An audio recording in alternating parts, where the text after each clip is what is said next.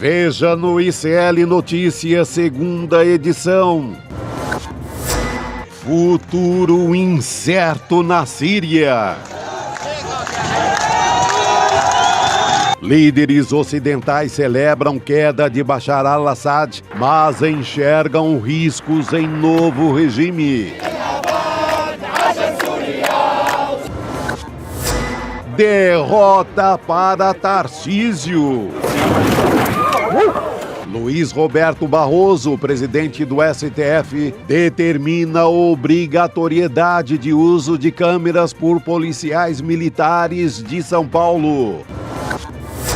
Mudança de rota? Depois de críticas de Lula à comunicação do governo, cresce especulação sobre saída de Paulo Pimenta da Secom. O ICL Notícias, o veículo mais confiável do Brasil, está no ar.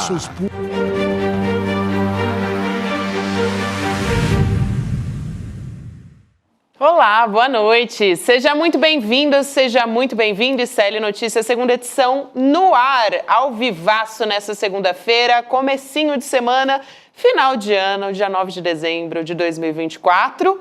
E a gente tem muita notícia aqui. Ainda não acabou, gente. Só acaba quando termina. Boa noite, Sá, Rodrigo Viana.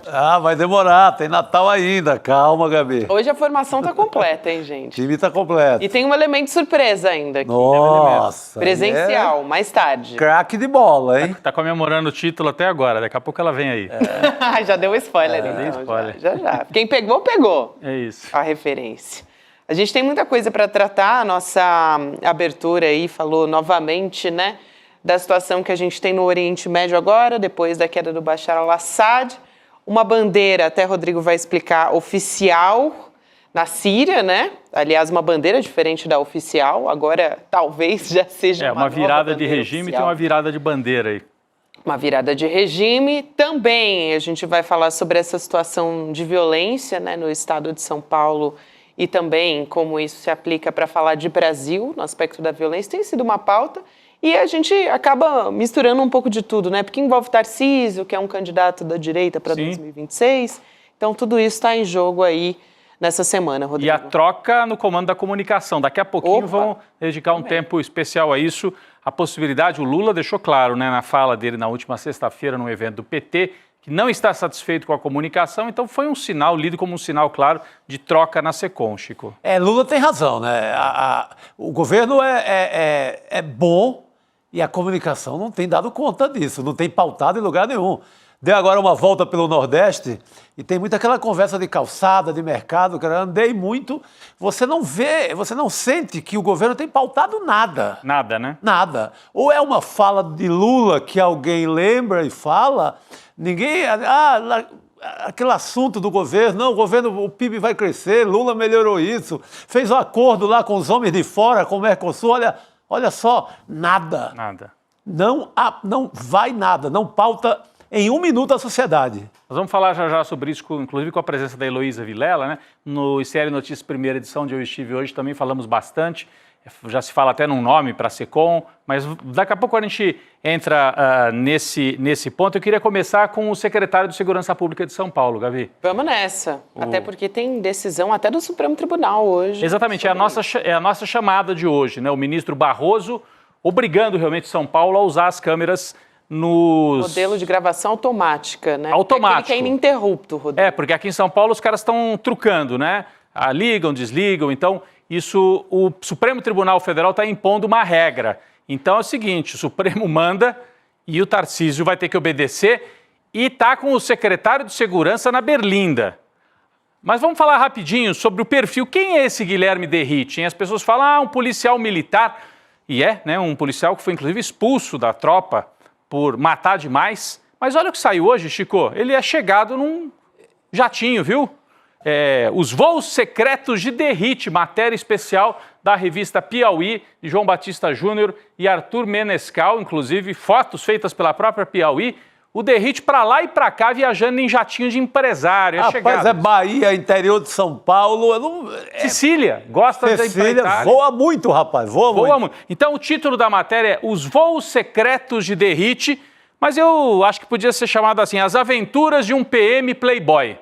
As aventuras de um PM Playboy com um jeitão daquela turma que gosta, agora tá na moda, né? Beach tênis, sabe essa coisa assim? Tem até um personagem aí na internet que imita o rico paulista, né? O que acha que é rico, às vezes nem é rico, mas o Derrite tá achando que tá entrando pra turma. Essa entrada no avião assim mostra que ele tá se sentindo por dentro da turma da grana em São Paulo. Então, o Tarcísio é bancado pela turma da grana e o Derrite tá pegando carona, literalmente no avião. Separei alguns trechos do que você está falando, que tipo de viagem que é. Separamos alguns trechos aqui desta reportagem, que é da revista Piauí, saiu hoje, começo da tarde. Então, essas fotos são do quê? Ó, manhã do dia 5 de dezembro, quinta-feira, o secretário de Segurança Pública de São Paulo, Derrite, chegou ao setor de jatos executivos do aeroporto de Brasília.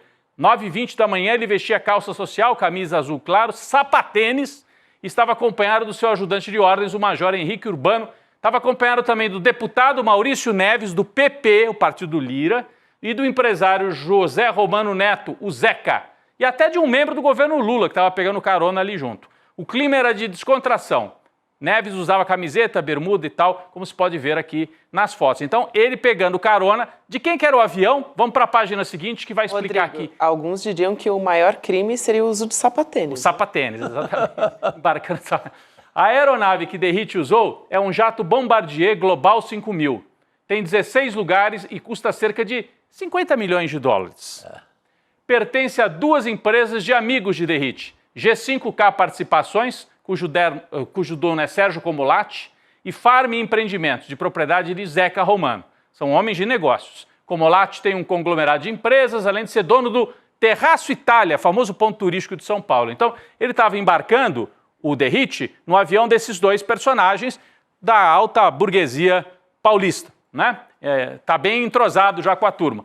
Zeca Romano é um dos donos desse avião, é filho de Maria Beatriz Sete, presidente da Autoviação ABC, empresa de transporte de ônibus em São Bernardo do Campo. O Zeca, que é um dos donos do avião e é filho da Maria Beatriz Sete, é chamado de Príncipe dos Transportes. Então, essa é a turma que estava transportando o Derrite, que gosta de aparecer como durão e tal, mas curte uma carona, curte um jatinho. Vamos para a próxima aqui? Vamos para a próxima página aqui? O recente voo de Derrite nas asas de amigos podia ter sido uma exceção, mas está virando hábito. Então, eles estavam contando de uma viagem no 5 de dezembro, né? Mas a Piauí descobriu que no feriadão de 7 de setembro do ano passado, Derrite e o amigo Zeca Romano foram a um evento social em Trancoso, onde também estava Guilherme Mussi, ex-deputado federal pelo PP. Então tinha deputado federal do PP naquele voo anterior e tinha o Guilherme Mussi também do PP no voo do ano passado.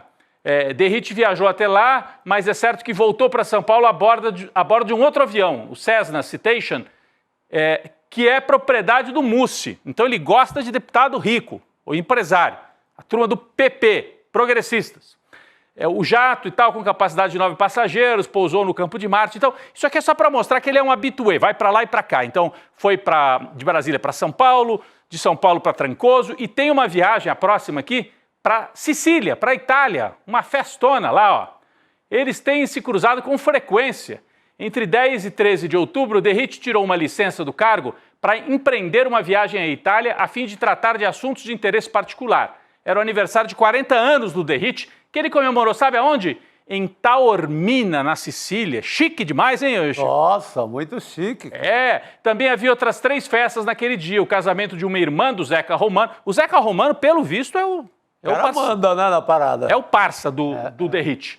Várias festas ali na Sicília. Então fica de olho nesse sujeito, porque ele se apresenta como durão, matador e tal, e é também um aliado dessa burguesia que quer levar o Tarcísio à presidência, e o Derrite estava sendo cotado para ser candidato a governador ou a senador, viu, Chico? Sim. Quando ele começou a ser atacado por causa dos episódios todos de violência aqui em São Paulo, apareceu o presidente do Progressistas do partido, o Ciro Nogueira, e falou, não, ninguém ataca o Derrite, ele é nosso, ele é um quadro e ele vai ser candidato em 2026 a governador ou a senador. Eu estou trazendo isso aqui, ó, o que disse o Ciro Nogueira. Derrite merece aplausos depois da matança toda, hein? Então é o partido PP. Por que será que seguram tanto a mão dele? O que ele sabe? Né? Com quem que ele circulou? A gente viu ali. Tá juntinho com os deputados, com os empresários, a turma que provavelmente financia também campanhas. Não sabemos, não temos certeza, mas é gente da grana.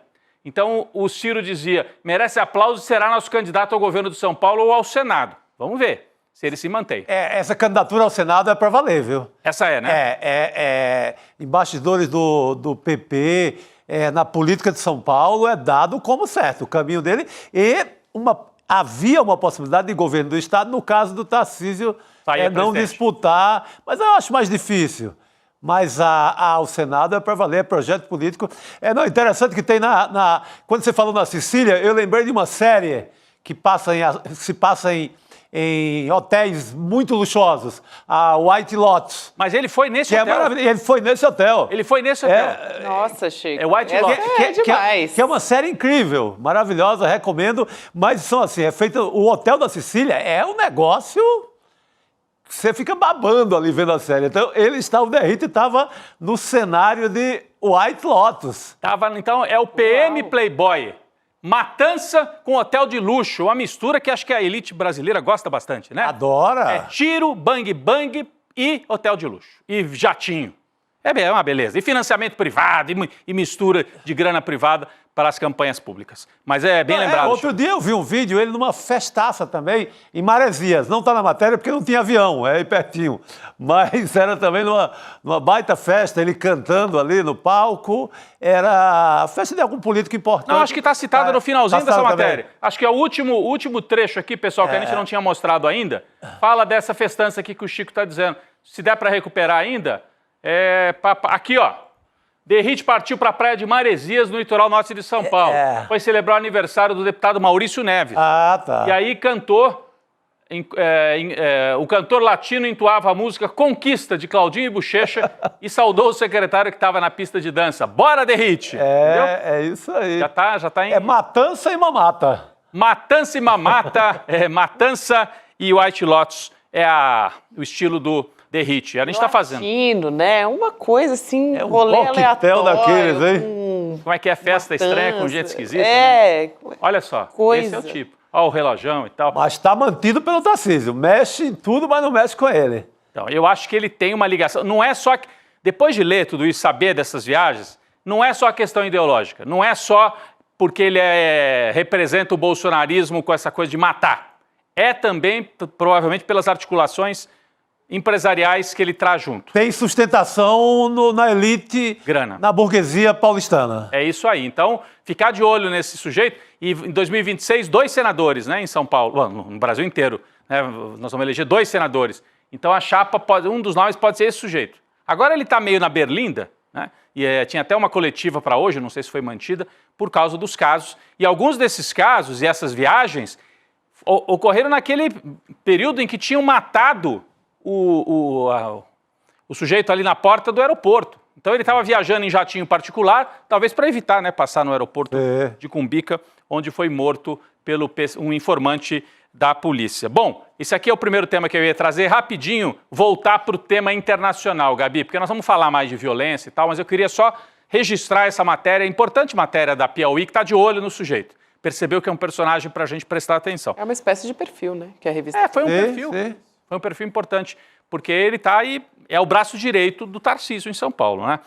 Vamos voltar para o internacional, para o tema internacional. Síria. A gente viu aqui na abertura, e a gente tem visto desde ontem, desde sábado, que na Síria começaram a aparecer umas bandeiras novas, né? Que é a bandeira que simboliza o novo regime que se pretende implantar na Síria. Essa bandeira aqui, ela é verde, branca e preta. Era a bandeira da Síria utilizada nos anos 20 e 40, portanto, antes do regime do Assad, porque o Assad, que foi derrubado agora, antes dele estava o pai dele. Então foi um regime que durou 50 anos. Mas antes do Assad, primeiro que a Síria foi um protetorado francês, uma colônia, né, para dizer o nome certo, francês. E depois teve um período independente, usava esta bandeira que está sendo trazida de volta pelos manifestantes. Mas por que eu estou falando disso? Então derruba o governo, já traz uma bandeira nova. A bandeira antiga, que era a bandeira do Assad, vamos colocar aqui na tela, essa aqui, ó. Essa aqui é a bandeira que a gente estava acostumado até uma semana, essa era a bandeira da Síria, com as 2 estrelas. Esta bandeira, que é a bandeira oficial da Síria desde 1972, tem uma simbologia muito importante. Por quê? Essas três cores, vermelho, branco e preto, se você olhar bem, as bandeiras do Iraque, do Egito, de vários países ali naquela região, são tricolores assim, olha. A do Iraque também, né? E por quê? Voltando para... essa aqui é a bandeira do Egito, né? Seguem sempre esse padrão. Voltando para a bandeira antiga do Assad, essa aqui das 2 estrelas. Vocês sabiam que nos anos 60 houve uma República Árabe Unida, né? Juntando o Egito e a Síria. Tentaram fazer o chamado pan-arabismo, fazer uma grande federação de países árabes. E o Egito e a Síria, durante um tempo, estabeleceram essa unidade. Durou pouco tempo, 3, 4 anos, e depois se desfez. Mas eles tiveram uma tentativa, e era um movimento do nacionalismo árabe. Governos que se instalaram aqui nos anos 50, 60, 70, 80, que traziam uma ideologia que era a seguinte: nacionalismo, controle do petróleo, governos laicos, não tinha nada a ver com religião, deixava a religião de fora, construção nacional, anti-imperialismo, por isso que eram os governos do nacionalismo árabe ou pan-arabismo.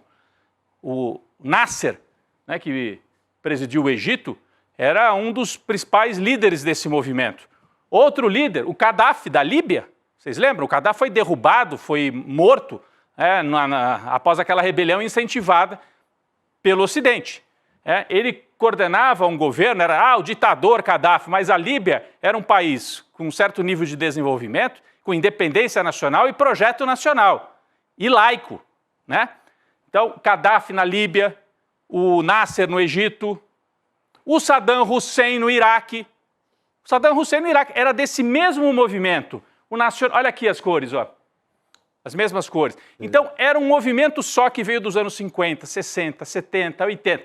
Quando caiu a União Soviética e os Estados Unidos falaram, agora é só nosso, agora o mundo é nosso, partiram para cima desses governos todos, porque eram polos de poder que entravam em conflito com os Estados Unidos, não aceitavam o imperialismo, tinham um discurso de enfrentamento com o imperialismo norte-americano. Saddam Hussein foi derrubado, preso, enforcado.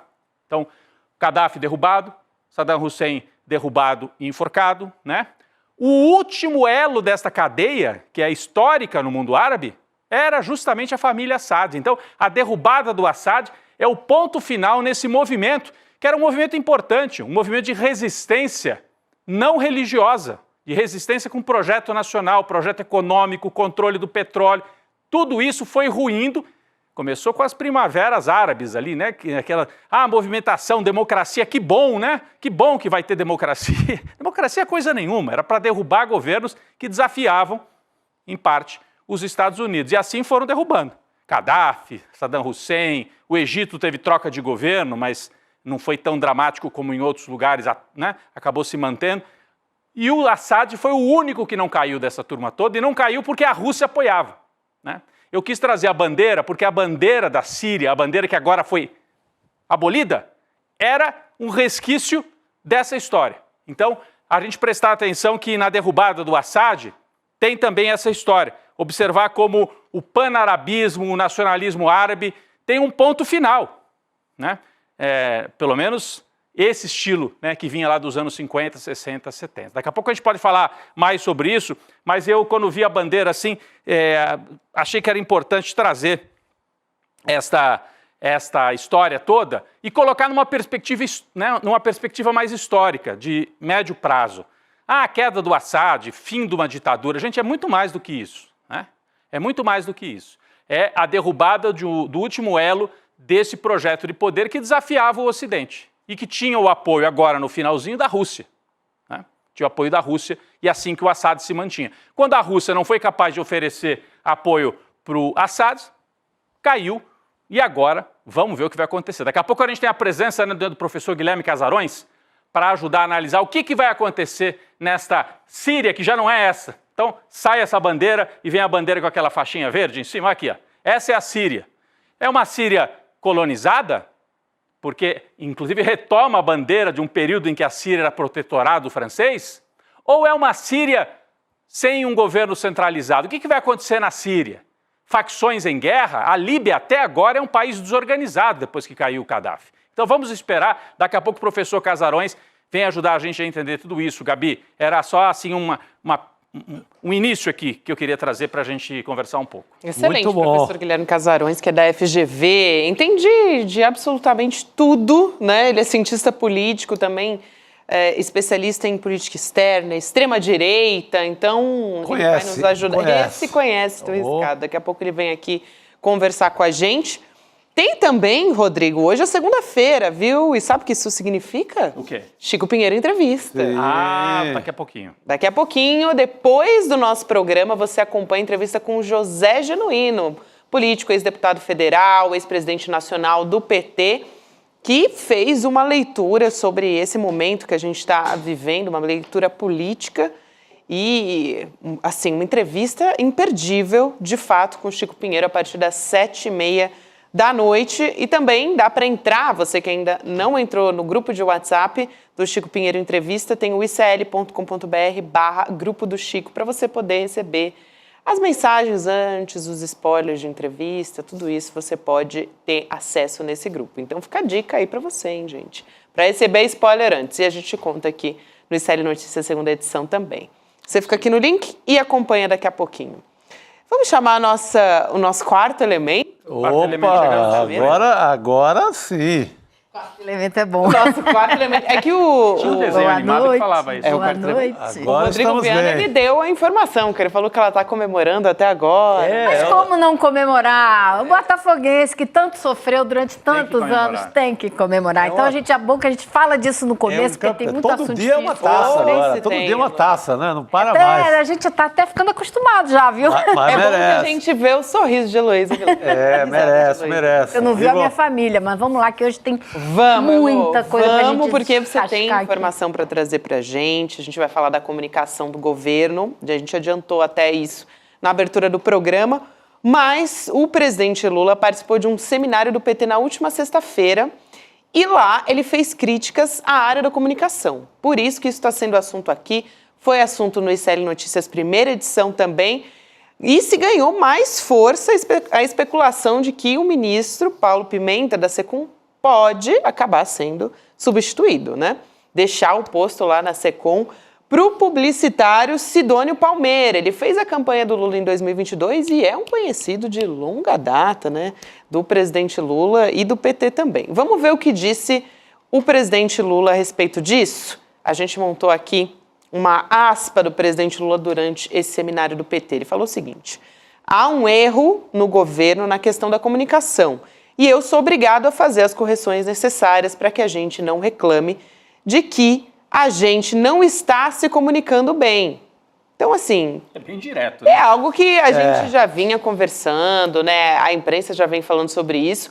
É a primeira vez que o presidente Lula fala tão abertamente em público. E olha que o Lula gosta das metáforas futebolísticas ou etc. Nessa ele foi pá! Direto. Não deixou dúvida. Eu levei um susto, vou te falar, quando eu li isso, eu falei, gente, ele falou assim abertamente, porque a gente ouve isso no Palácio, ó. Né? Não é de hoje. O que eu quero te perguntar, Elô, você que está circulando sempre ali em Brasília, porque o Sidônio já tinha recusado antes ocupar esse posto. E agora? O cenário mudou? Você sabe? Tem alguma coisa? Olha, as duas únicas coisas que eu posso te dizer, a coisa de 2 semanas no Palácio do Planalto, eu ouvi essa história de que, eles vão tentar trazer o Sidônio para ver se dá um jeito na comunicação, que está difícil, está complicado e tal coisa. Só que hoje também me ligou gente do governo dizendo, olha, esquece, você acha que ele vai largar o que ele está fazendo, os compromissos que ele já tem, os contratos para vir trabalhar no governo, duvido e odó. Então, a gente continua sem saber. Agora, fato é que o Lula falou abertamente de algo com certo atraso, né? Porque desde o começo do governo, dos primeiros 6 meses do governo em diante, a gente aqui já vinha falando isso. Está difícil essa comunicação. A população não fica sabendo das coisas. A gente está vendo uma economia melhorando, as pessoas não estão sabendo quem está fazendo o quê, como é que está melhorando. Então, não sei se é possível, através da comunicação, fazer com que a percepção da população case com a realidade econômica, que é isso que a gente tem mais sentido aqui, né? Elô, a gente fala do Sidônio, né? Como se as pessoas soubessem, mas Sidônio Pereira é uma pessoa que atua muito nos bastidores, é conhecido na área de comunicação, é um marqueteiro, a Gabi já falou. Acho que nós temos imagem dele, acho que era importante colocar, a nossa equipe tinha separado imagens do marqueteiro, fez a campanha essa campanha vitoriosa do Lula de 2022. Ele é da Bahia, né? E está sendo cotado para esse cargo. Aí, olha, esse que aparece ao lado do Lula. Esse seria o Sidônio, que já tem ido informalmente, né, para fazer algumas consultorias. Apaga uns incêndios aí também, né? No pronunciamento do Haddad do pacote econômico, e parece que ele deu uma ajuda ali na hora de gravar. No discurso, né? No discurso que foi para a televisão. Então esse é o Sidônio Pereira. Mas como você falou, tem gente que acha que ele não largaria, né, uma área que é uma área promissora, uma área em que ele tem tantos contatos e tal, para ir para o governo. E porque é uma bucha, né? Quando você assume um cargo público, né, Elô, oficialmente, você vai ter que ser cobrado por isso. Não, eu falei Pereira, Sidônio Palmeira. Palmeira. Eu acho assim que a gente continua sem saber. O fato é que a gente continua sem saber, porque o governo precisa muito. A gente não sabe até que ponto o compromisso dele também como engajado politicamente ou como cidadão, não vai abrir mão de dar uma ajuda numa hora decisiva. A gente tem um ano fundamental, que é o ano que vem, que se a gente não tiver uma boa comunicação e o governo não conseguir mostrar resultado e fazer com que a população entenda os resultados do que o governo está fazendo, a gente vai ter um problema muito sério, né, em 2026. Então, assim, eu acho que ainda não dá para eu dizer que nenhuma dessas duas fontes de informação que eu tenho tem segurança do que vai acontecer, sabe? Eu acho, então, que a gente está na dúvida. Agora, eu torço que seja a melhor pessoa possível, porque o governo está precisando demais de melhorar a sua comunicação. A gente observou isso aí o tempo todo, né? A gente está falando isso aqui, não é de hoje, né, Chico? Não tem marca, não tem nada que fique forte. Eu creio que não passou sequer a ideia de que era um governo de reconstrução, que pegou uma terra arrasada, né? Porque a gente veio de um cenário de a população comendo osso. A gente veio de uma economia péssima para o povo. A gente veio de um governo que não tem uma obra sequer, uma. Teve um episódio durante a campanha eleitoral que uma repórter pergunta em Cuiabá ao próprio Bolsonaro o que é que ele fez pela cidade e ele fica tentando desesperadamente achar uma obra e não fez. E mesmo assim, não passou. A população não tem essa ideia que é um governo de reconstrução, que pegou uma terra arrasada, a economia ali estraçalhada, e que tudo que foi feito até então é obra do Lula, que reconstruiu, que tem coisas importantes, não chegou para ninguém. Nossa, você falou uma coisa fundamental, né? Se você usa a imagem da população comendo osso para comparar com o que acontece agora, já seria uma forma de comunicar fortíssima, né? Mas quem salva ainda é a militância, que cria seus próprios memes. Essa é a grande agência de publicidade do Lula até então.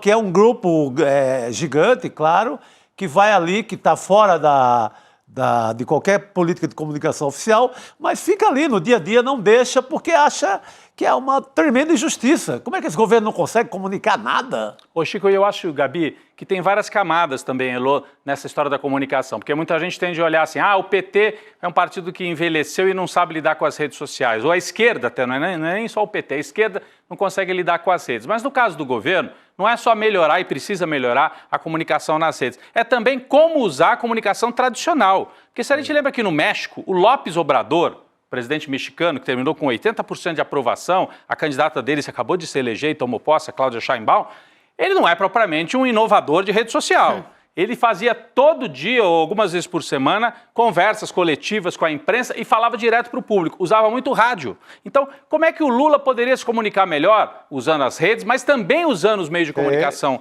tradicionais, sem ficar nessa de, preciso falar alguma coisa, pego o telefone, ligo para a Globo, ligo para a Folha de São Paulo. Isso é o que se fazia nos anos 80, 90. O Obrador, nesse ponto, lembra mais o Chaves do que qualquer outra coisa, né? Mais moderado que o Chaves, né? Assim, no conteúdo. De comunicar direto. Exatamente. E o Lula é o melhor porta-voz do Lula. O Lula é o melhor porta-voz do governo. Ele tem que falar mais. Ele mesmo disse, eu não dou coletiva.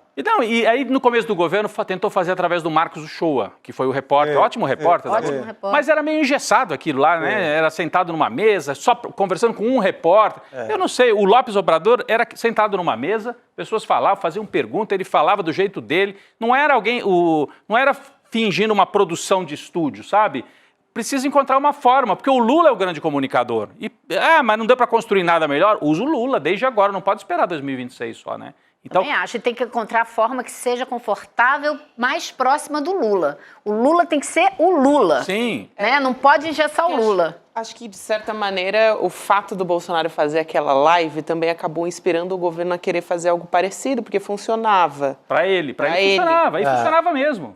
Para ele fazia muito sentido, né, Gabi? Mas é outro governo, enfim, é uma outra forma de comunicação que tem. Não estou aqui para, né, inventar a forma ou dizer o que o Lula deve fazer. Não, Mas, sem dúvida, não funcionou da forma como funcionava com o Bolsonaro. Acho que qualquer pessoa consegue ver isso, né? E o PT acabou se pronunciando sobre isso. Falou também, né? Teve né? que falar sobre isso. O Diretório Nacional do PT publicou uma resolução. Então, tem um trecho dessa fala que eu quero trazer aqui, que é a seguinte. O PT diz, né, na resolução do Diretório Nacional, as realizações do governo são extraordinárias, mas nem sempre isso é percebido adequadamente pela sociedade devido à timidez de vários dos nossos porta-vozes em travar abertamente o debate e a disputa política contra as forças conservadoras e reacionárias. A utilização de transmissões em cadeia nacional de rádio e TV deveria ser uma constante nas atividades da presidência e dos ministros e ministras que integram pastas cruciais, e não uma estratégia limitada a datas como o 7 de setembro. Isso é importante, né? Porque a gente teve, por exemplo, a fala do Haddad no anúncio do pacote fiscal. E é um recurso pouco utilizado mesmo, né? Sim. A gente já esperou, por exemplo, posicionamentos a respeito do Ministério da Saúde, né? Em momentos para falar de vacina. Já houve várias cobranças nesse sentido. E a gente não teve, né?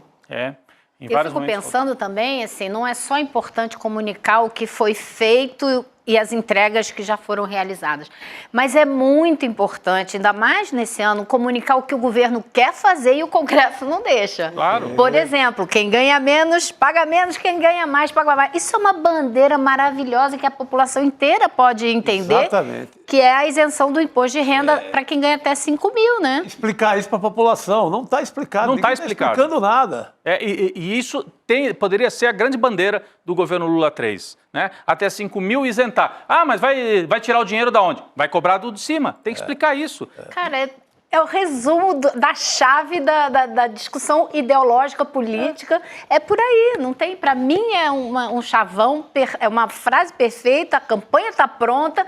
Tem que botar na rua e o Lula tem que ser o garoto propaganda dessa campanha. E aí, se o Congresso quiser barrar, que pague o preço por barrar, né? Porque o Lula não tem os votos sozinho, a esquerda não tem.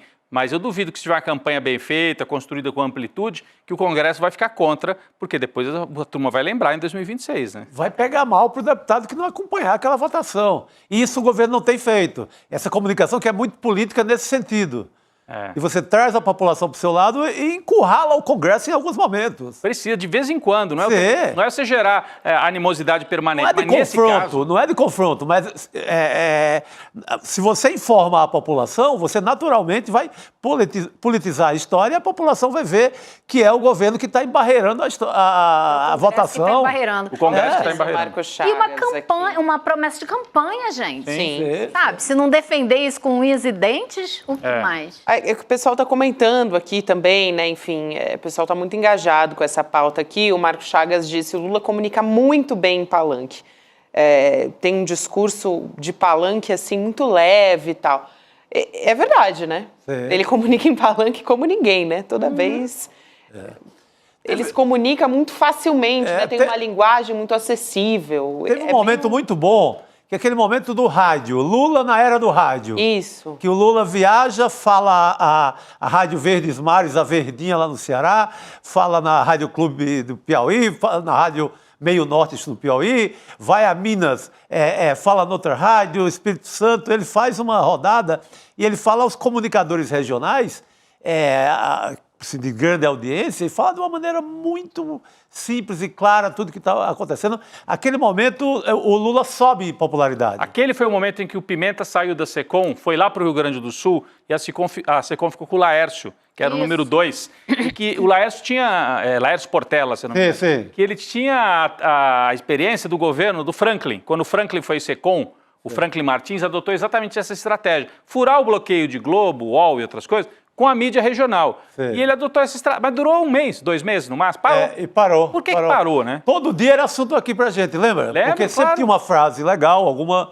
outra história. Agora, óbvio que isso aliado à comunicação ultramoderna de redes sociais. As duas coisas juntas. As duas coisas, não pode assim, não fala mais no rádio, porque o rádio ninguém escuta. O rádio no Brasil inteiro se escuta. Tem penetração e deixa, e as falas do rádio ficam. Mas também com outro lado, com um craque também nas mídias digitais, né?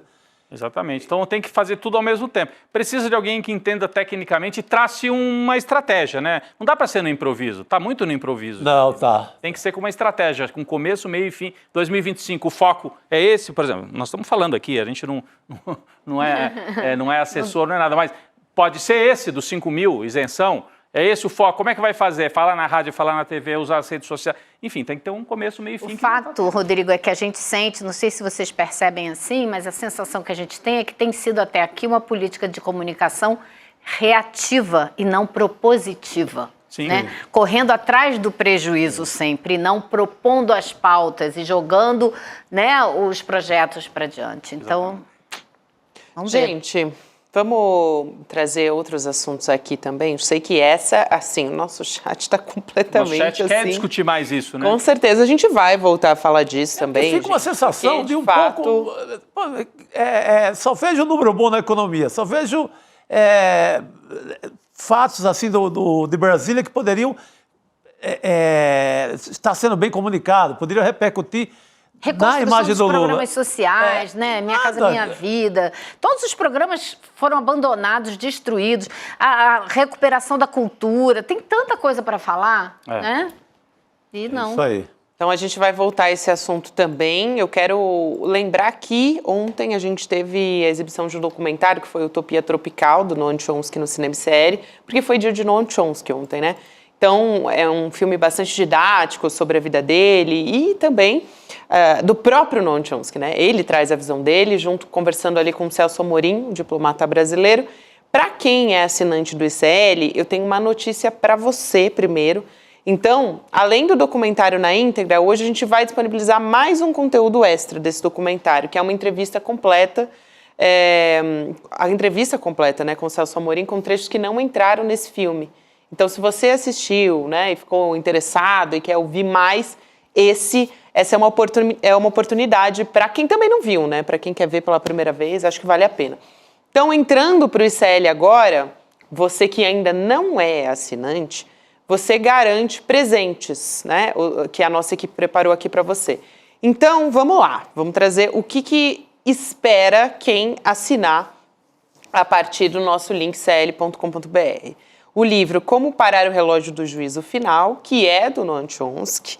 O livro finalista do Prêmio Jabuti, A Intenção Primeira, do Edu Moreira. O livro Utopia para Realistas, de Rutger Bregman. E também o livro Os Engenheiros do Caos, de Giuliano da Empoli, além do nosso certificado, a gente sempre manda o nosso certificado também de membro solidário do ICL. Então, fazendo a sua inscrição em icl.com.br, hoje você garante todos esses presentes, além de poder ter acesso a essa entrevista completa do Chomsky com o Celso Amorim, vale muito a pena. Ontem teve a nossa sessão de cinema do ICL, que a gente traz aqui também. E vamos seguir falando, a gente estava na abertura do programa, o Rodrigo trouxe uma explicação aqui, né, um pouco sobre a bandeira, né, as mudanças em relação a isso e tudo que está implicado na queda do Bashar al-Assad. A gente agora vai falar a respeito disso, dessa disputa de poder que vem a partir da queda, né, do Bashar al-Assad, que fugiu para a Rússia, para não ser capturado, né, pelos rebeldes. Para então, não ter o mesmo fim do Saddam Hussein exatamente, e do Muammar Gaddafi. Exatamente. E agora tem muita coisa em jogo lá no Oriente Médio. A gente vai conversar com o cientista político, mestre em Relações Internacionais, o Guilherme Casarões. Então vamos primeiro dar boa noite, professor. Professor, seja muito bem-vindo, prazer te receber. Obrigado. Boa noite, Gabi, Rodrigo, Elô, Chico, é um prazer estar aqui com vocês. Boa noite. Boa noite. Acho que vale a pena a gente começar trazendo um pouquinho, claro que a gente vem falando sobre isso, né? Mas para quem está chegando agora, quem era o Bashar al-Assad, né? Ele ficou 24 anos no poder porque ele era a dinastia al-Assad, né? Ele herdou o regime do pai dele. Então, quem é Bashar al-Assad? Você está vendo aí na tela, para quem está só me ouvindo, vale a pena dar uma olhadinha agora. Ele tem 59 anos, assumiu a Síria em 24 de julho de 2000, substituiu o Hafez al-Assad, portanto, pai dele, que governou a Síria por 29 anos, e foi um governo marcado por abuso aos direitos humanos e também um estado policial. Então, vamos começar por aí, professora. A gente vai trazer depois também quem é o Abu Mohamed al-Jawlani, que é líder do grupo rebelde, o HTS, né? Também conhecido como a Organização para a Libertação do Levante, que é esse grupo que agora, né, vai ditar o rumo das coisas. A gente já está colocando aqui na tela, então vou explicar tudo de uma vez. Olha esse nome. Primeiro começa pelo nome, hein, Gabi? Abu Mohamed al-Jawlani. Vamos lá. Muito bem. Obrigada, Chico. Se Chico só gostou, então levei estrelinha aqui ao vivo. Ele é líder do HTS, que é esse grupo considerado terrorista pelos Estados Unidos, pela União Europeia, pela Turquia e pela ONU também, se eu não me engano, né, que não está aqui na nossa arte, mas também. É um grupo, ele também, né, mas é um grupo dissidente da Al-Qaeda. Os Estados Unidos pagam 10 milhões de dólares por informações que levem à sua captura neste momento. E também busca passar a imagem de moderado. Acho que vale a pena a gente começar por aí, né, pelo perfil, já que é ele que está assumindo o posto nesse momento. Professor, o que a gente pode esperar e o que está em jogo, né? Nesse jogo de poder, de fato? Na Síria. Bom, Gabi, deixa eu falar primeiro do Bashar al-Assad, que é um caso curioso, porque ele não foi predestinado a ser presidente da Síria. A dinastia al-Assad chegou no poder em 1970 pelo partido Ba'ath. O pai, Hafez al-Assad, ficou no poder por 30 anos, mas era o irmão mais velho do Bashar al-Assad, o Bassel al-Assad, que deveria ter sido o presidente, o sucessor direto do pai. E ele faleceu num acidente de carro em 1994, se não me engano, e quando o Hafez al-Assad faleceu, o irmão mais novo, que é um oftalmologista de formação, trabalhava como médico na Inglaterra, ele voltou para a Síria para se tornar primeiro um presidente que gerou uma grande expectativa, uma grande esperança, porque ele tinha um ar modernizante. Inclusive a primeira viagem transatlântica do Bashar al-Assad como presidente da Síria foi para o Brasil. Em 2009 ele veio encontrar o então presidente Lula. Então ele era um sujeito em torno do qual gerava uma grande expectativa de ser, vamos dizer, um ditador modernizante, muito diferente do Saddam Hussein, muito diferente do Gaddafi na Líbia. E depois da Primavera Árabe, quando se inicia a Guerra Civil Síria, a repressão e a brutalidade do Bashar al-Assad mostraram uma outra faceta completamente diferente, né, de um ditador que efetivamente governou com mãos de ferro, ou tentou manter o país unido com mãos de ferro ao longo desses últimos 13 anos, mediante ou em meio a acusações de uso de armas químicas, de brutalidades contra minorias. Quer dizer, aí você começa a ter um monte de acusações contra ele. E a verdade é que com a queda do Bashar al-Assad no dia de ontem, né, foi na verdade anteontem na Síria, houve um grande entusiasmo por parte de um pedaço da população síria, inclusive, que vive fora do país e que achava que o Bashar al-Assad era um ditador que realmente deveria ir embora. Acho que a grande questão que se coloca é o que a gente está vendo hoje substituir Bashar al-Assad no poder. Porque o grupo HTS, o grupo, né, o Hayat Tahrir al-Sham, é um grupo que teve nas suas origens um vínculo com a Al-Qaeda e que a certa altura da Guerra Civil Síria chegou a se vincular ao Estado Islâmico. Ou seja, é um grupo que possui, pelo menos por esse histórico, uma forte influência da ideologia salafista, jihadista, do Islã sunita, e portanto a gente está falando não só de um radical, né, de um membro da oposição ao governo sírio, mas sobretudo de um fundamentalista islâmico. Agora, o al-Jawlani, que, enfim, agora chega ao poder e a gente não sabe em que medida ele vai ter condição de controlar a Síria efetivamente, ou condição de manter o poder, mas o fato é que ele chega depois de um longo processo de rebranding. Muitas pessoas me perguntaram nesses últimos dias o que explica esse avanço tão rápido dos rebeldes que saíram de Idlib, tomaram Alepo, tomaram Homs, tomaram Damasco numa questão de menos de uma semana. Na realidade, os rebeldes já estavam preparando esse avanço há muito tempo. Né? O próprio al-Jawlani, as primeiras declarações públicas dele lá em 2016 ele ainda era leal à Al-Qaeda, né, não mais ao Estado Islâmico, mas à Al-Qaeda, ele se apresentava com um turbante, com roupa preta, com um AK-47 na mão, era uma figura de um fundamentalista, né, um grupo extremista, enfim, ele representava isso. Desde 2021 a gente vê uma mudança completa na identidade desse sujeito, que passa a usar gel no cabelo, apara a barba, veste um blazer e se torna uma figura que, inclusive, apesar dos Estados Unidos estarem oferecendo recompensa por ele, é um sujeito que vem dando entrevistas para a imprensa internacional com alguma frequência, quer dizer, tentando se tornar palatável aos olhos não só das minorias dentro da Síria, mas também aos olhos do próprio Ocidente, principalmente, né?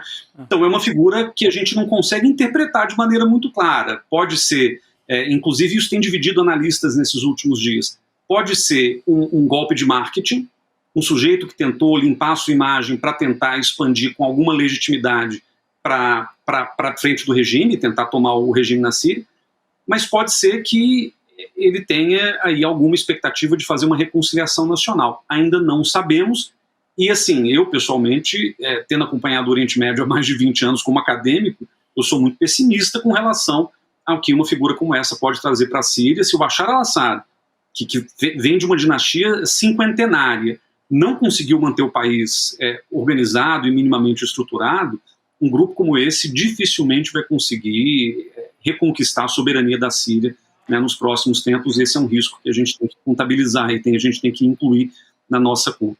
Agora, como fica... Perdão. Não, vai, Lô. Como fica...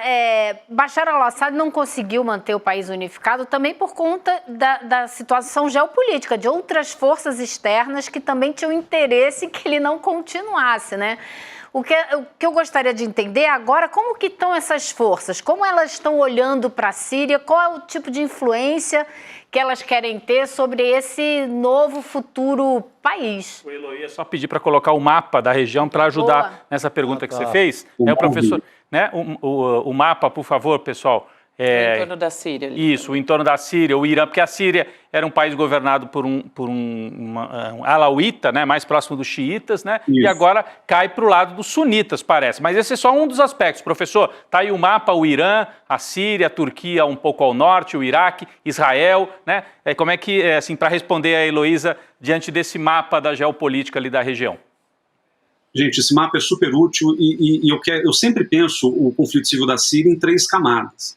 Você tem uma camada que é interna. A Síria é um mosaico de minorias étnicas e religiosas. É um país predominantemente árabe sunita, mas você tem uma minoria drusa significativa, você tem uma minoria curda significativa, você tem minorias cristãs significativas, e você tem os xiitas da Síria, que são os alauítas, que são representados pela família Assad, que governou o país por 50 anos, embora sejam laicos, né? Eles são de origem xiita, mas eles são fundamentalmente laicos na condução do Estado. Isso vem da origem socialista árabe, né, dos anos 60 e 70. Então, a Síria ela tem, numa primeira camada, uma disputa sectária, uma disputa de grupos políticos que estão batalhando pelo poder desde o início da Guerra Civil Síria, pelo menos, e hoje o país está fraturado entre um norte e nordeste dominado pelos curdos, em que os turcos que estão na fronteira têm particular interesse em combater, porque há uma expectativa de um Kurdistão independente que a Turquia abomina. Então esse é um aspecto. Existem minorias cristãs e drusas que de alguma forma vão ter que entrar nessa equação da reconstrução do país. E a disputa que dominou a guerra civil foi entre um governo controlado por xiitas, mas de orientação laica, e uma oposição majoritariamente radical, fundamentalista, sunita, com vínculos ideológicos com a Al-Qaeda, com a própria Arábia Saudita. Então, essa é uma questão ali muito complexa. Aí você tem uma segunda camada que é a regional. E todas as potências regionais, nesse momento, têm interesse no que vai acontecer na Síria, por se tratar de uma rota de passagem estratégica, por se tratar, em certo sentido, do coração do Oriente Médio. Então, a gente tem ali de olho nos espólios da Síria Israel, Turquia, Arábia Saudita e Irã. E aí vale lembrar um ponto que vocês comentaram e eu acho importante a gente ressaltar. O timing desse ataque, desse avanço para Damasco, ele aconteceu no momento em que os 3 aliados históricos do Bashar al-Assad estão muito enfraquecidos. O Hezbollah, no sul do Líbano, que é xiita, o Irã, que é a grande potência xiita da região, né, Hezbollah e Irã às voltas num conflito com Israel, que já se arrasta por mais de um ano, e a Rússia na Ucrânia, que também não tem condição de preservar mais o regime, deu asilo político para Bashar al-Assad, mas não tem condição de efetivamente participar desse conflito ou em qualquer tentativa de manutenção do regime. E aí você tem uma terceira camada, né, que é a grande geopolítica, a geopolítica das grandes potências, em que 2 atores são os mais centrais. A Rússia, de um lado, defendendo o regime de Assad, e, claro, perdendo a sua influência regional de maneira muito visível, com a queda do regime agora na Síria, né, as próprias embarcações russas que ficavam ali no porto, né, de Tartus, na região de Latakia, eles já estão evacuando a região, então isso me parece um sinal importante de que a Rússia está abandonando o apoio ao regime, está abandonando qualquer perspectiva de retomada do regime, e do outro lado você tem o Ocidente representado principalmente pelos Estados Unidos, né, que tem interesses também, né, na Síria, interesses geopolíticos na região como um todo. A Síria não é uma particular fonte de petróleo, por exemplo, mas é uma passagem estratégica até para gasodutos da região. Então a gente está falando de um país que desperta o interesse das grandes potências, e os americanos, claro, não são exceção. Agora, vale dizer com relação aos Estados Unidos o seguinte: a gente está observando aqui o comportamento do Partido Democrata, a gente ainda está no finalzinho da administração Biden.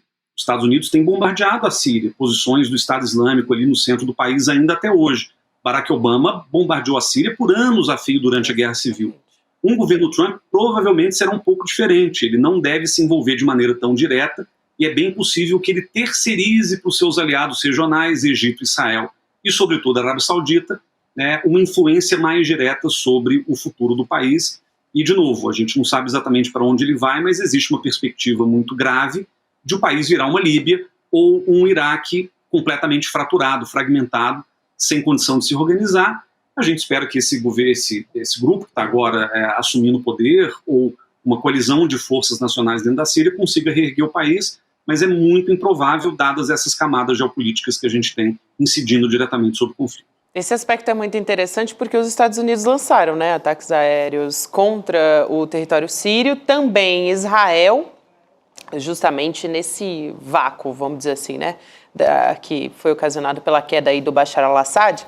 E o primeiro-ministro de Israel, o Benjamin Netanyahu, eu queria trazer a fala dele aqui, associando a vitória dos rebeldes às ofensivas de Israel no Oriente Médio. Então ele diz assim, o primeiro-ministro: esse colapso é o resultado direto da nossa ação enérgica contra o Hezbollah e o Irã, principais apoiadores de Assad. Isso desencadeou uma reação em cadeia de todos aqueles que querem ser libertados deste regime opressivo e tirânico. A professora poderia explicar muito melhor, claro, mas basicamente Israel se fortalece, né, nesse cenário. E eu queria aproveitar, já que o professor falou dos Estados Unidos, e trazer a fala também do Donald Trump, né? Essa diferença de postura é muito importante. Então, o Trump, que é o presidente eleito, também falou sobre isso.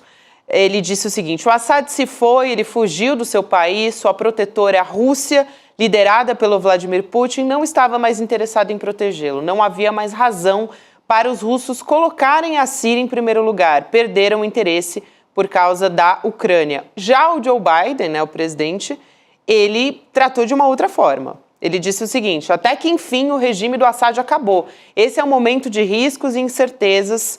Os Estados Unidos trabalharão com parceiros interessados para ajudá-los a aproveitar essa oportunidade. Ilustra bem o que o professor tinha acabado de falar, né? A diferença, né, Ilô, entre democratas e republicanos. E não também... sei se republicanos, essa é uma questão até que eu quero levantar para casarões. Se é o Donald Trump e democratas e republicanos.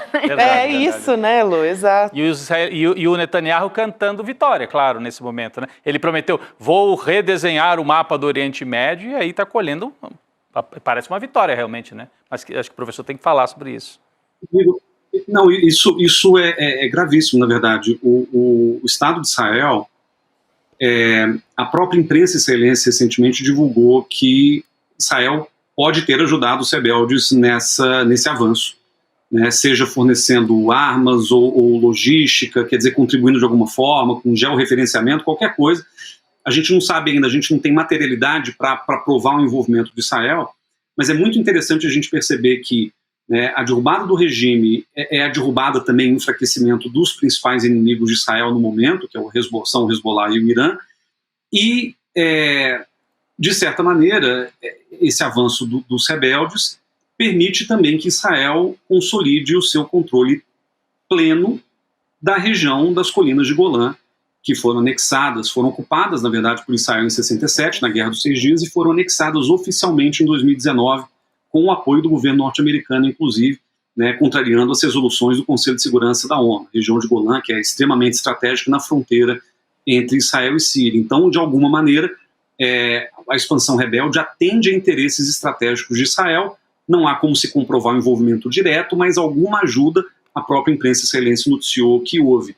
Agora, há um beneficiário também muito claro, que é a Turquia, porque a queda de Assad desorganiza a capacidade da Síria em responder a investidas turcas. A Turquia frequentemente cruza a fronteira com a Síria.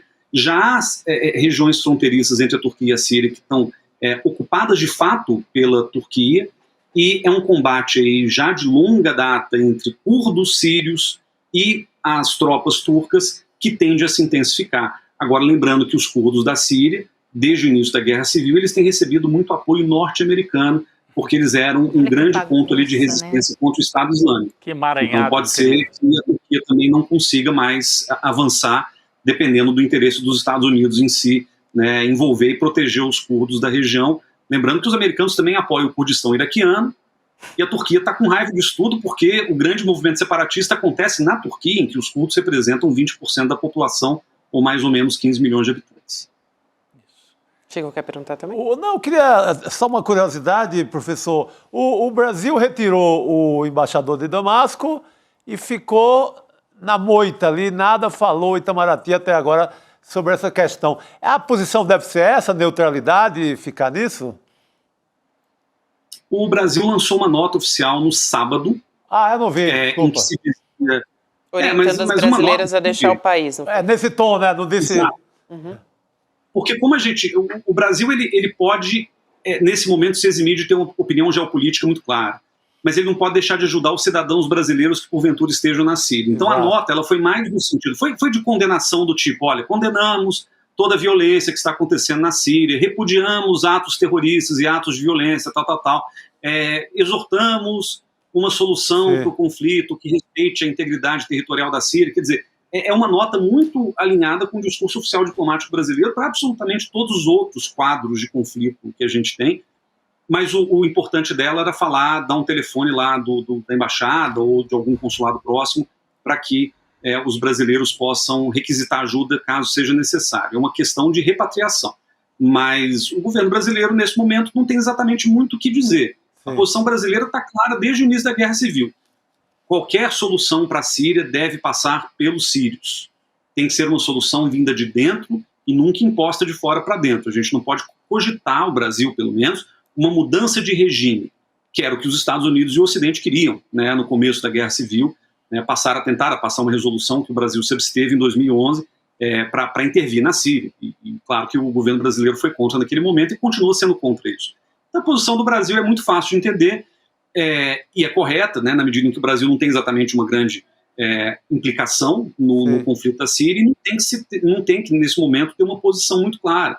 Né? A incerteza é a palavra-chave para a gente, né, tentar começar a compreender esse conflito. Não tem como a gente saber o que vai acontecer daqui para frente, e o Brasil, como não tem exatamente como contribuir, é bom que nesse momento fique tranquilo, né, apoie todas as soluções tomadas no âmbito da ONU, porque a ONU é o lugar onde esses temas deveriam ser debatidos e, pelo menos, alguma tentativa de solucioná-los, e, ao mesmo tempo, deixa lá as forças Irã, Rússia de um lado, Estados Unidos e Arábia Saudita do outro, Israel, né, tentarem resolver o que a geopolítica aí do futuro vai nos trazer.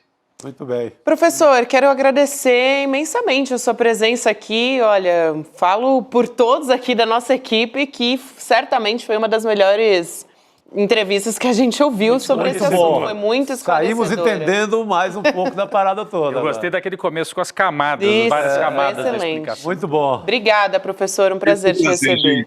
Obrigado. Obrigado. Até a próxima. Tchau, tchau. Obrigado. A gente vai ter daqui a pouquinho o Cacai aqui com a gente. Tem vários assuntos aqui para tratar com o Cacai. Várias camadas também. com o Cacai. Várias camadas, Elô, boa. A gente até falou sobre a decisão do ministro Barroso, né, a respeito das câmeras em São Paulo. Tem emendas parlamentares também, tem uma infinidade de assuntos. Mas a gente, falando ainda de internacional, tem um outro assunto que a gente vai tratar aqui, que é a polícia da Pensilvânia prendendo aquele suspeito de matar o Brian Thompson. Uma história impressionante essa história.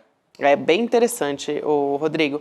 É CEO da United Healthcare, que é a maior provedora de plano de saúde dos Estados Unidos, né? Elô morou lá, enfim, pode falar muito bem como funciona o sistema de saúde dos Estados Unidos, mas ele foi morto na semana passada a tiros lá em Manhattan. Assim, olha a cena negócio impressionante. Cena de cinema, né? É cena de cinema mesmo. Olha isso, ó. Ele de paletó azul ali. Ó. E o cara, né, encapuzado. Atira pelas costas, né? Pelas costas. E de manhã cedo ele passou 10 minutos esperando. Ele sabia que o empresário dessa United Healthcare estava chegando para uma reunião e ele esperou. O que eu achei mais curioso e me chamou muita atenção, duas coisas. Hoje ele foi preso, ele tinha um manifesto escrito à mão criticando o comportamento das empresas de plano de saúde.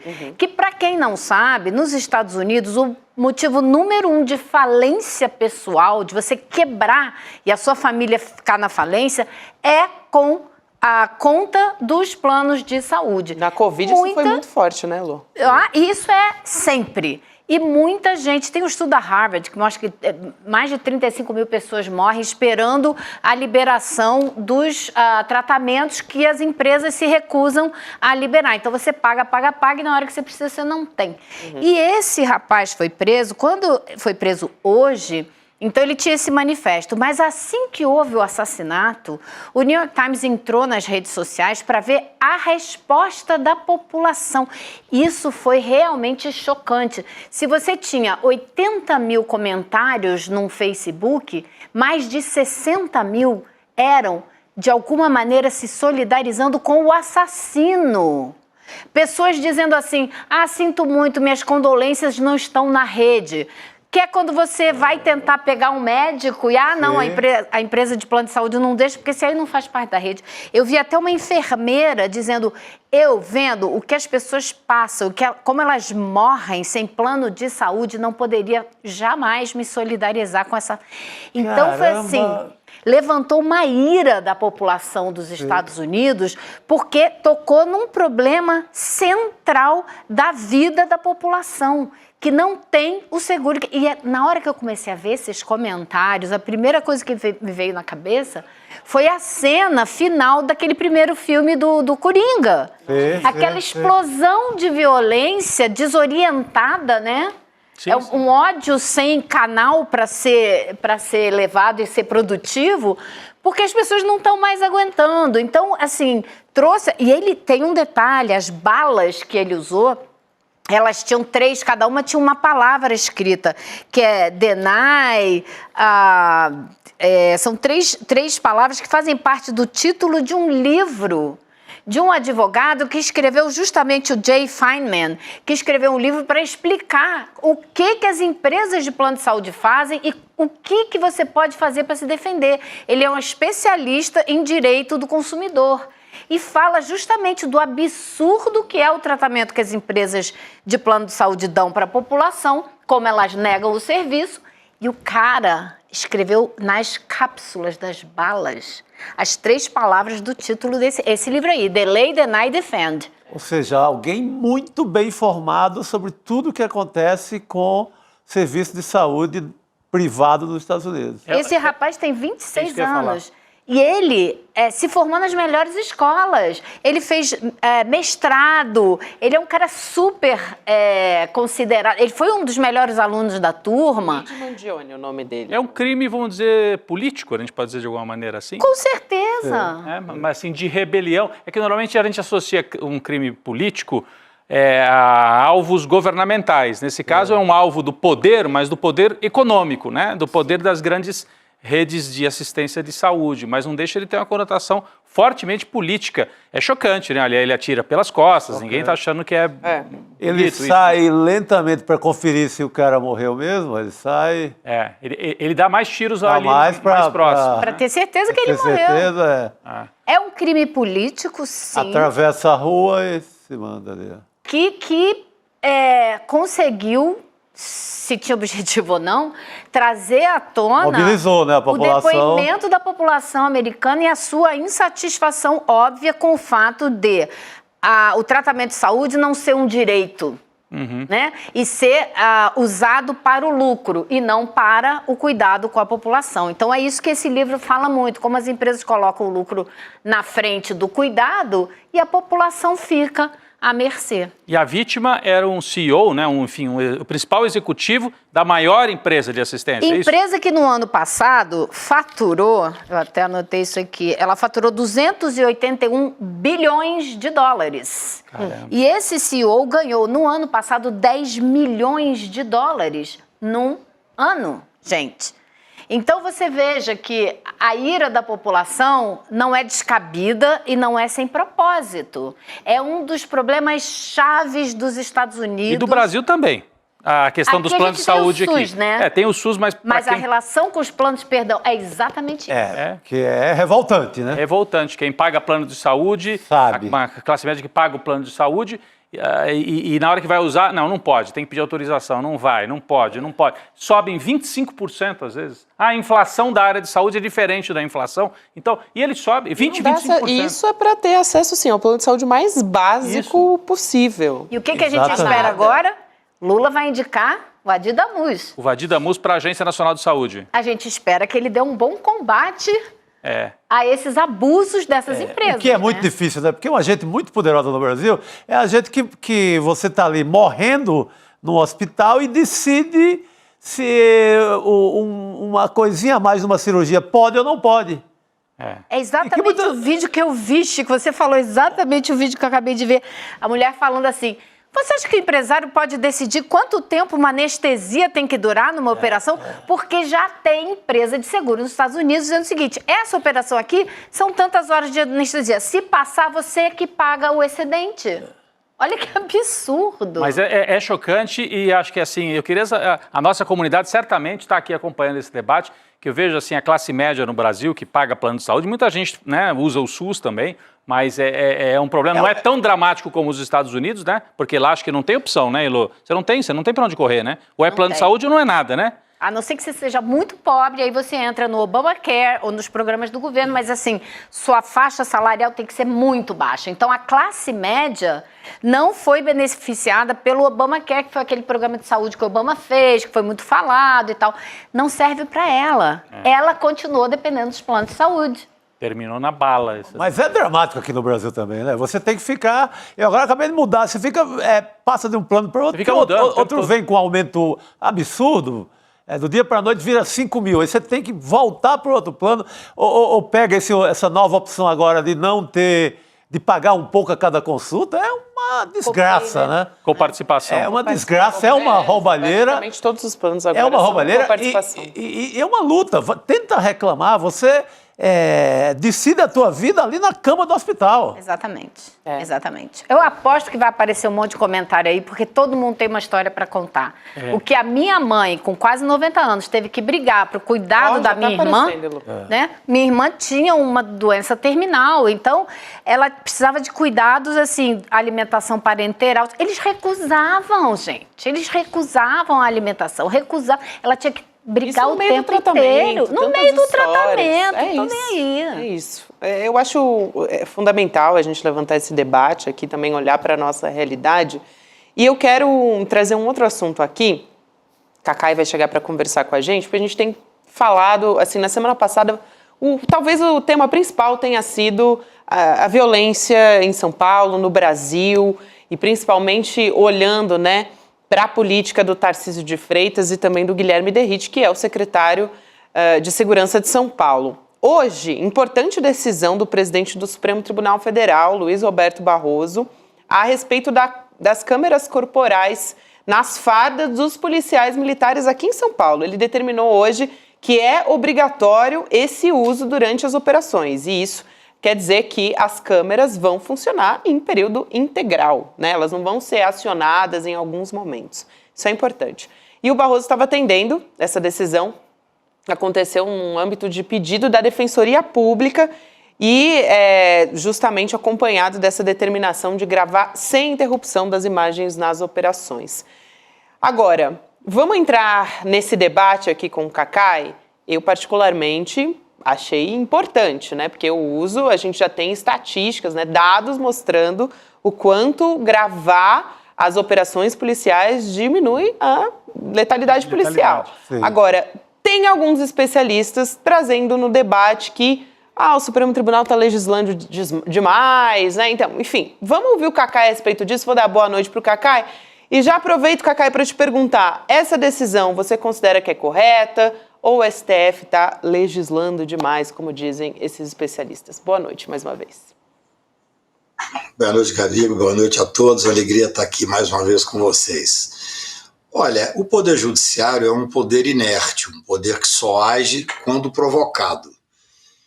Na realidade, as pessoas reclamam muito, às vezes, dos excessos de algumas decisões, mas é porque precisou ser provocado. Nós estamos vivendo um sistema de calamidade pública, especialmente no estado de São Paulo.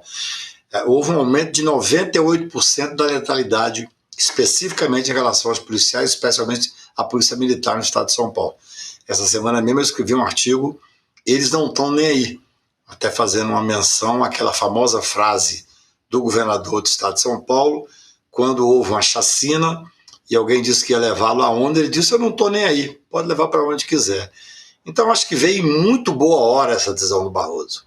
A decisão tem uma série de características interessantes. Primeiro, como você bem disse, Gabi, foi a Defensoria Pública que teve que movimentar para poder fazer esse pedido. Porque até então, o completo descaso do governador e do secretário de Segurança de São Paulo é um descaso absoluto com a vida, com os direitos humanos. Só que numa semana foi num crescendo aquele militar que matou com 11 tiros nas costas um menino de 26 anos de idade. É algo inacreditável. Depois a violência contra as pessoas na rua, contra a senhora completamente indefesa, aquela questão da ponte que chocou o Brasil, quer dizer. Então era necessário, porque até então o que falava o governador de São Paulo? Que ele ele era contrário ao uso de câmera. Ou então, no máximo, ele queria uma câmera que o policial pudesse desligar quando quisesse, ou seja, o policial vai fazer uma operação e desliga a câmera. Então foi necessário, sim, que a Defensoria batesse as portas do Supremo, e em muito boa hora a decisão do ministro Barroso, que é muito interessante, porque ela é ampla, ela inclusive determina que seja feito um controle rigoroso e seja feito uma certa forma de prestar contas. É um mínimo de 10.500 câmeras que vão ser necessariamente estarem ligadas e usadas, e, obviamente, essa decisão faz com que você tenha, seguramente vai cair a letalidade no estado de São Paulo. Então eu acho corretíssimo, eu acho que o Supremo Tribunal fez o correto, não só determinou que as câmeras tivessem que ser usadas, mas usada intermitentemente, você não pode desligar a câmera. Então esse tipo de discussão, se o Supremo às vezes está quase legislando porque decidiu demais, não, decidiu no caso concreto a pedido da Defensoria Pública e fez muito bem. Ô, Cacai, boa noite, bom tê-lo aqui mais uma vez. O Ronaldo Caiado, governador de Goiás, que insiste que não vai, mesmo após hoje, não vai usar nunca. Ele estabelece uma certa desobediência, é uma polícia que mata muito também, é uma polícia com um índice de violência, de abuso em relação a direitos humanos, assim, que empata com a de São Paulo, no mínimo. Ele usa esse radicalismo em relação à polícia que não vai usar a câmera para se posicionar politicamente como mais à direita do que o próprio Tarcísio, para ter um lugar ali na eleição de 2026, e insiste que não vai usar. Será que ele topa desobedecer o STF agora? Chico, como é que você avalia? Será que eu posso fazer um acréscimo? Por favor. Porque é importantíssimo isso que você fala, mas mesmo aqui em São Paulo, Tem um relatório da Defensoria Pública de São Paulo que foi enviado também para o Supremo, é interessante para o Cacai comentar junto, mostrando que tem, olha, 457 pedidos feitos pela Defensoria para ter acesso às imagens dos policiais militares. Ter acesso às imagens. Ou seja, e Muito metade, importante. 48% não foi nem respondida, gente. Então, quer dizer, assim, outros pedidos também foram enviados já sem imagem, porque a bateria da câmera estava descarregada. Aplicaram o Miguel ali. Enfim, a Mônica Bergamo publicou essa informação. Eu achei importantíssima, porque na realidade não se tem acesso, né? Mesmo a política implementada, entre aspas, vamos dizer assim. Por isso é que é interessante ver a decisão do ministro Barroso como um todo, porque ela determina o número mínimo de câmara, determina que a câmara não pode ser desligada, faz a obrigatoriedade do uso da câmara, e também determina que sejam feitos relatórios, se não me engano, mensais, para justificar o que está acontecendo. Veja bem, hoje no Brasil, infelizmente, há uma briga por esse legado da ultradireita, né, que é esse Derrite lá, que é o deputado federal que hoje é secretário. Esse cidadão, quando perguntaram a ele por que ele tinha mudado uma determinada unidade, ainda quando ele era tenente, ele disse, olha, na real, porque eu matei muito bandido. E ele é indicado de quem? Ele é indicado do senador Flávio Bolsonaro, filho do ex-presidente Bolsonaro. Exato. Então, nós estamos vivendo uma época em que há uma briga por essa política cada vez mais violenta. No estado de Goiás, evidentemente, se a Defensoria bater as portas agora do Supremo Tribunal, como fez a Defensoria de São Paulo, e tiver uma determinação do Supremo Tribunal, é óbvio que o governador Caiado vai ter que cumprir. Hoje, como não existe uma determinação, ele tem essa autonomia. Vocês se lembram quando ele foi para aquela reunião dos secretariados dos governadores que o presidente Lula convocou? Sim. E ele foi fazer basófia na presença do presidente, dizendo que a questão da segurança em Goiás estava completamente resolvido, que não tinha por que preocupar em Goiás. Foi até ridicularizado na hora, na frente de todos, porque ele estava sendo indelicado até, Chico, com os seus colegas governadores, né? Exato. Como se ele dissesse, vocês são os bananas, porque lá em Goiás não tem problema de segurança. Como a gente conhece como é que é a realidade. Até é interessante notar, vocês devem estar acompanhando, que tem agora uma certa investigação lá em Goiás, porque desapareceu dados de um celular na morte de uma pessoa que ligada ao governador e está sendo investigado. Então, se a Defensoria Pública do Estado de Goiás, seguindo essa linha que fez a Defensoria Pública de São Paulo, bater as portas do Supremo Tribunal Federal, eu não tenho nenhuma dúvida que sair a decisão do ministro Barroso, evidentemente vai ser cumprida. Você pode notar que a mudança começou a se dar quando a pressão começou a ficar muito grande. Esse assunto virou um assunto obrigatório no Brasil inteiro. Sim. Em todas as redes de televisão, de rádio, em todos os lugares que você ia. O próprio governador Tarcísio viu que existia um abuso além da conta e disse, olha, eu estava completamente errado. Só que ele queria usar essas máquinas, mas de maneira que o policial tinha um controle de quando ligava e desligava. Não pode ser assim. Eu espero que a Defensoria Pública de Goiás bata as portas do Supremo Tribunal Federal e aí nós vamos ver se o governador vai ou não cumprir a decisão do Supremo. Tomara, Cacá. Eu queria trazer um outro assunto aqui que a Elô acompanha muito bem também. A gente falou do impacto das decisões políticas do Supremo, do Barroso. Tem um outro assunto que é a respeito do Flávio Dino, né? Ele rejeitou um pedido da Advocacia Geral da União para que reconsiderasse a decisão, né, dele e derrubasse as condições que estavam estabelecidas para liberar as emendas para o Congresso Nacional. O STF, é bom a gente lembrar disso, né, liberou o pagamento de emendas, só que com critérios de transparência e rastreabilidade, o que estava incomodando, né, Lô, bastante ali o pessoal do Congresso Nacional. Imagina o Congresso ter que dizer onde é que vai botar o dinheiro público, gente, que absurdo, né? Onde já se viu? Não, eu acho interessante, Cacai, porque você fala... Por uma decisão dessa. Não, e é interessante que você fala que o STF tem que ser provocado, né? E foi uma ação do PSOL que provocou essa discussão. Não caiu do céu, não foi de graça. O Dino não acordou um dia feliz com a vitória do Botafogo e resolveu ir lá fazer, né, tomar uma decisão dessa.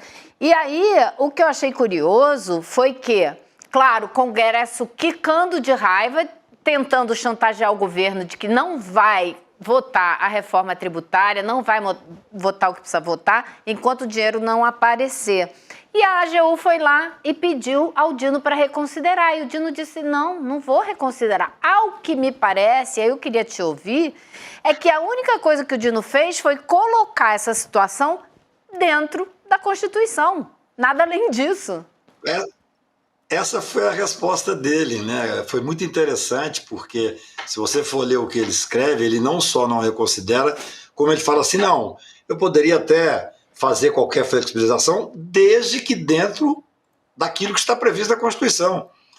Quer dizer, rigorosamente, embora evidentemente o Supremo Tribunal seja um tribunal político, não político partidário, mas político lato sensu, e é bom que seja assim, se provocado por um partido político, se provocado por quem tem legitimidade, o ministro passa a ter a obrigação de se manifestar. Gente, essa decisão, ela é de uma simplicidade, é a rastreabilidade, é poder identificar o que existia. O orçamento secreto foi considerado inconstitucional.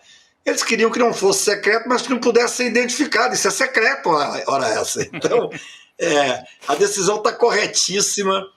Claro, vai dar eu diria, uma certa instabilidade nesse momento na questão do pacote. Os deputados e senadores estão acabando o ano, gente. Então agora é uma correria danada. Hoje eu vi que 3 ministros do governo saíram para poder voltar, para poder apontar as emendas que lhes interessam. Vocês, evidentemente, vocês devem ter visto isso. Então eu acho que o ministro Flávio Dino, ele tem uma experiência muito interessante. Ele é um juiz, passou em primeiro lugar no concurso, é um brilhante.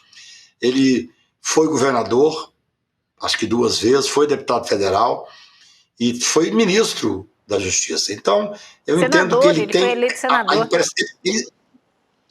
Senador não chegou, ele assumiu, mas não chegou a ficar nenhum dia, né? Porque ele saiu para ser ministro, né?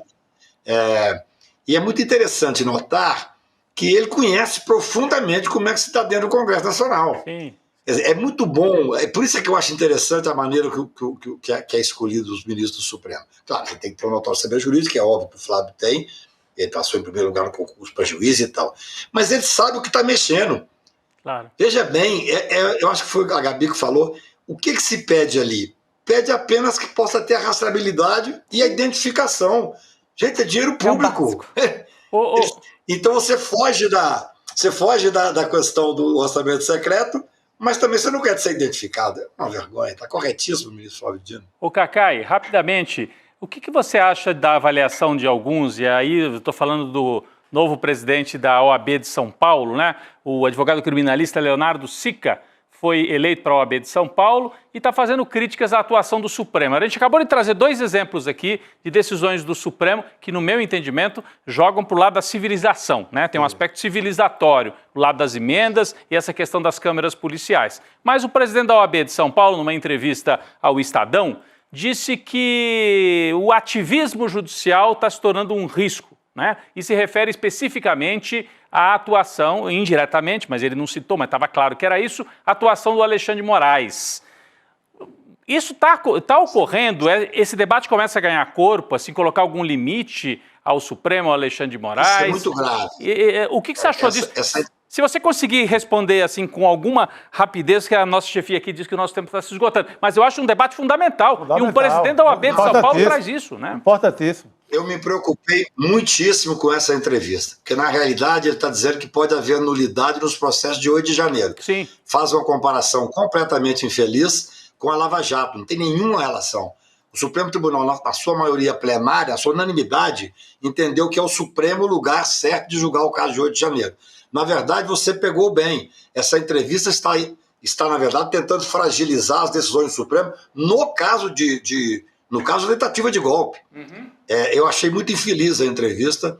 Acho que você discutir a questão dos poderes do Supremo, você falar que deve ter mandato para ministro, eu não acho grave, pelo contrário, eu sempre defendi essa ideia de que poderia ter mandato, mas não criticar especificamente em relação ao momento mais tenso que nós estamos passando. Veja bem, provavelmente o ex-presidente da República, Bolsonaro, vai ser denunciado agora no Supremo Tribunal Federal. O Supremo já entendeu que a competência é dele.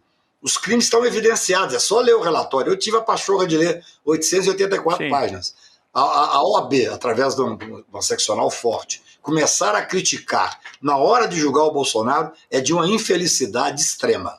Parece algo articulado. Infelicidade porque você é muito educado, Cacai. Uma mesma entidade que não se pronunciou em relação ao 8 de janeiro e em outros momentos que a democracia estava sob risco. E agora estão querendo bombardear o STF. Silenciou a OAB de São Paulo. Sim. É isso, quero muito agradecer. Sem dúvida, aqui. A OAB Federal também. Federal também. OAB Federal também, OAB Federal também. Eu não participo de ordem, em regra, eu postei 3 ou 4 coisas, é o seguinte, eu quero saber o seguinte, as chapas que estão disputando, o que acham de 8 de janeiro? Ninguém falava nada.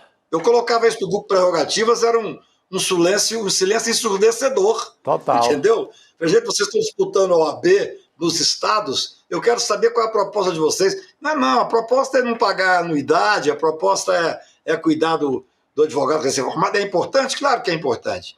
Mas eu quero saber as questões jurisdicionais que interessam. Claro. Como essa especificamente, a primeira manifestação que vem é para quê? É para enfraquecer o Supremo no momento em que está para ser denunciado lá o ex-presidente da República, que é exatamente esse que faz essa política necessária aí, que tem que ser enfrentada. Se o ministro Barroso fez muito bem na hora certa, porque a letalidade no estado de São Paulo da Polícia Militar é algo completamente assustador. É isso. Olha, jabuti Cacai. não sobe em árvore. Essa entrevista é uma entrevista extremamente preocupante. Demais. Obrigada, Cacai. Hoje Cacai estava afiadíssima aqui. Muito bom. Obrigada, prazer te receber, Obrigado. Cacai. Eu vi vocês lá na terça-feira, no sábado eu fiquei afiado. Boa, garoto. Valeu, querido. Até mais. Um abraço. Só não vi o Chico Sá. Eu tava no Ceará, Cacai, tava lá, fui ver minha mãe. Queremos mais compras, né, ao longo do ano. É isso. Valeu. Tem que fazer mais. Um abraço grande. Valeu, Cacai. Um abraço, querido. Gente, vamos terminar o programa com notícia boa, né? Falar do filme Ainda Estou Aqui. Olha, a internet só fala disso também, né? A Fernanda Torres é a estrela do filme, foi um dos indicados na categoria de melhor filme de língua não inglesa no Globo de Ouro 2025, anúncio que foi feito hoje da indicação. E a Fernanda Torres, gente, maravilhosa, também foi indicada na categoria de melhor atriz. E ela disse que eu discordo dela, porque ela disse que a indicação é inacreditável. Eu acho que não. Ela merece. Acho que ela merece. Mais do que merece. Demais. Tem um videozinho, não tem? Vamos assistir? Videozinho. Gente, nomeada ao Golden Globe, tô aqui no Glen com Rebeca em Londres. Hoje tem sessão aqui, porta, uma loucura. Beijo inacreditável e Walter, 25 anos depois dele com a minha mãe, realmente a vida presta. Beijo. Que legal, vídeo né? maravilhoso, né, gente? Já ganhou melhor roteiro no Festival de Veneza em setembro, o filme. E para quem não sabe, para quem ainda não assistiu, mas assim, só se fala nesse filme aqui, né, gente? Então corre para assistir. Assistam! Porque é sobre a vida, né, a história do ex-deputado Rubens Paiva, que foi assassinado durante o período da ditadura militar. E assim, é muito mais do que isso, né? É sobre a vida particular dessa família também. É um filme muito delicado. A mulher dele, sobretudo. Exatamente. Eunice, né? E sobre tudo que ela Eunice. passou, né? Eunice Paiva, que aliás uma deferência aqui para essa grande mulher que foi a Eunice Paiva, né? Também, além do deputado Rubens Paiva.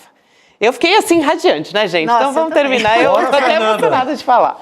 Muito bom, então. A gente terminar o nosso programa hoje assim, começar a semana, né, numa energia boa. E, Elô, amanhã tem também a estreia da sua série, né? A série Ameaça Global, Os Perigos da Nova Era Trump.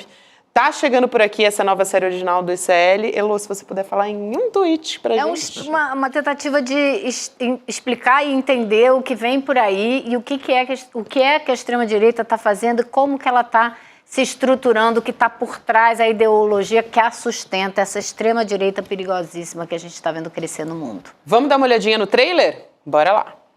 The Democrats said, please don't call them animals. They're humans. I said, no, they're not humans. They're not humans. They're animals.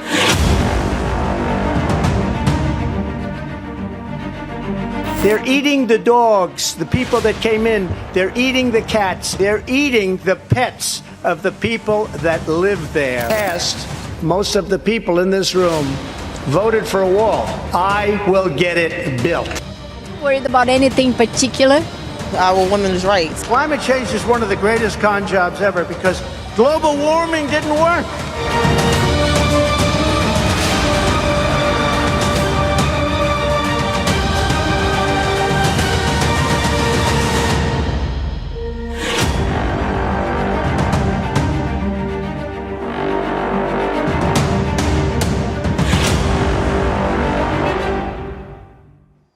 Lembrando, para garantir o ingresso, aí, como diz o trailer, você tem que se inscrever em sln2.com.br. Vai ter debate também com a Elô, com o professor Castro Rocha, com o James Green e com o Eduardo Moreira. Então, fica a dica aí para todo mundo. Então é a série e o debate na sequência. Amanhã, 8 horas da noite. Amanhã, 8 horas da noite. Vamos nessa, gente, com essa bancada maravilhosa, mais completa hoje? Não, peraí. Ó, tem o Chico Pinheiro com o Genuíno agora. Gente, imperdível. Genuíno é imperdível. Não, mas a gente vai nessa para dar lugar a Chico Pinheiro. Para poder assistir. Então vamos lá. Aí, ó. É a chamada. Agora, 7h30. Você fica aqui e já assiste. Fica no link. Não é isso? A gente vai dar espaço, vai abrir alas agora para Chico Pinheiro Entrevista. Venham, Muito boa noite, Chico Sarro, Rodrigo Viana, Heloísa Vilela, todos que nos acompanharam. Sempre um prazer Valeu, dividir Gabi, essa mesa. Obrigado, querida. Obrigado, comunidade. Valeu, gente. Até amanhã. Boa noite. É quase inacreditável que os eleitores dos Estados Unidos tenham escolhido um novo presidente que é um homem declaradamente machista, racista e condenado em 34 acusações. A reeleição de Donald Trump é um golpe duríssimo no que a gente entende como democracia no mundo moderno. Para entender esse futuro incerto, o ICL lançou uma nova série original, Ameaça Global, os perigos da nova era Trump. Vem participar do lançamento oficial com a exibição do primeiro capítulo da série no dia 10 de dezembro, às 8 horas da noite. Eu estarei lá ao vivo com o Eduardo Moreira e outros convidados para um debate essencial para a gente entender o que está acontecendo. Então, clica lá em Saiba Mais e se inscreva para participar.